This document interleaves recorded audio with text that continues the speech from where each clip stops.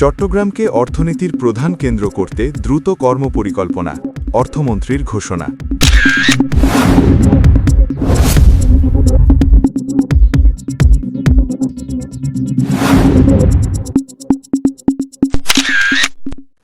নতুন সরকারের অর্থ ও পরিকল্পনা মন্ত্রী হিসেবে দায়িত্ব নেওয়ার পর প্রথমবারের মতো চট্টগ্রাম সফরে এসে আমির খসরু মাহমুদ চৌধুরী বলেছেন, চট্টগ্রামকে দেশের বাণিজ্যিক রাজধানী হিসেবে গড়ে তুলতে দ্রুত কাজ শুরু করা হবে।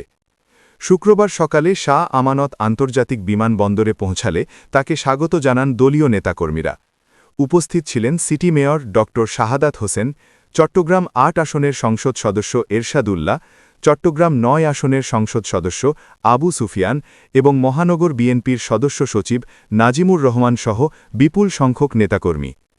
বিমানবন্দরে সংক্ষিপ্ত বক্তব্যে অর্থমন্ত্রী জানান, দেশের অর্থনীতিতে চট্টগ্রামের গুরুত্ব বিবেচনায় নিয়ে বাণিজ্যিক অবকাঠামো উন্নয়নে কার্যকর পদক্ষেপ নেওয়া হবে। নেতাকর্মীরা গুরুত্বপূর্ণ মন্ত্রণালয়ের দায়িত্ব পাওয়াকে চট্টগ্রামের জন্য গৌরবের বিষয় হিসেবে উল্লেখ করেন।